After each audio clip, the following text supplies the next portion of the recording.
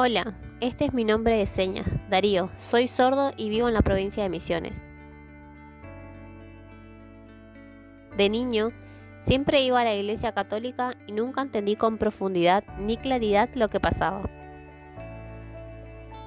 Iba a observar y asentía con la cabeza como muestra de respeto. Me sentaba en silencio y en obediencia sin entender. Incluso de adulto, seguía sin entender. Ni siquiera en casa entendía del todo.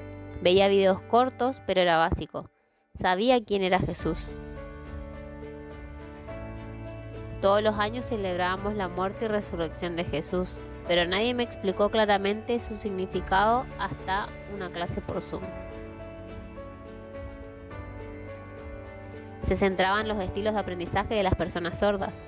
Mientras participaba en esta clase, Dios tocó mi corazón, lloré, estaba tan agradecido de que finalmente el mensaje fuera claro, pude entenderlo completamente por primera vez.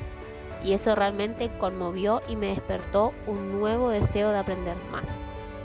Cuando terminé la clase, comencé a asistir a la iglesia Shema.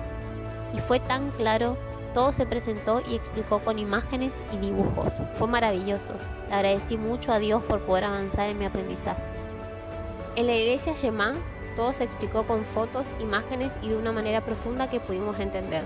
Era diferente a cualquier otra iglesia que había asistido, por ejemplo, que tuviera intérprete. Por ejemplo, el intérprete simplemente hace señas directamente cuando dice el pastor. Pero noté que muchos de mis amigos sordos no entendían.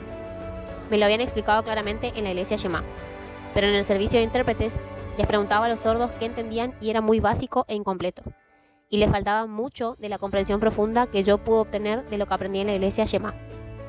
Y puedo ver el gran beneficio de la iglesia Shema en comparación con el servicio de intérpretes, donde las señas parecían escasas y carentes de lo que nosotros como sordos necesitamos entender. Necesitamos explicaciones y recursos visuales. Nos sentimos inadecuados cuando hemos ido. En la iglesia de sordos, cuando adoramos, lo hacemos con tambores. Podemos sentir las vibraciones y a menudo nos emociona mucho. Tiene un significado para nosotros, ya que los sordos cantamos y adoramos de esta manera. Cada persona no copia a otra.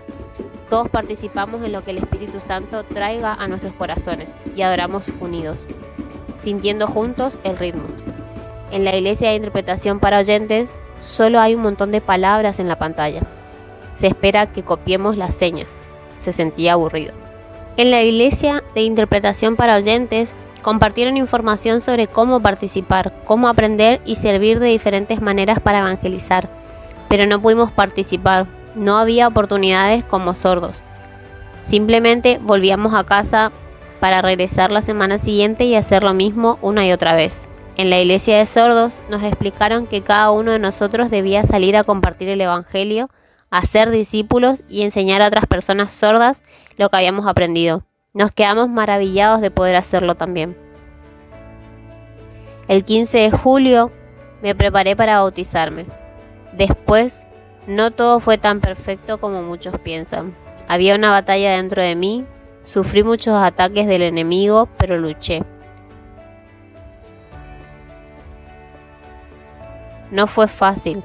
Tenía muchas cosas que confesar y pedirle a Dios que me ayudara, que me guiara y me diera paciencia mientras me transformaba lentamente.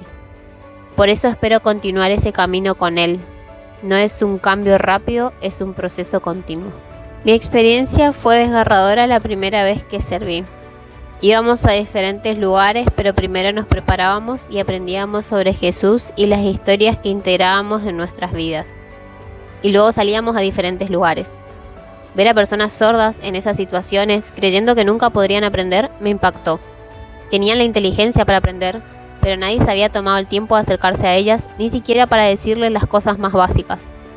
Así que al principio fue un poco incómodo intentar entender cómo comunicarme con ellos, ya que no sabían la lengua de señas. Tuve que ponerme en su lugar y recordar cómo era cuando era más joven. Siempre quise que alguien me enseñara, aprender más, y ahora puedo comunicarme con señas, pero para los sordos no sabían nada. Simplemente se sentaban y me rompían el corazón. Así que con mucha paciencia conseguía que me imitaran y pensaba en cómo podríamos interactuar, cómo podría enseñarles. Poco a poco empezamos a interactuar a medida que aprendían más.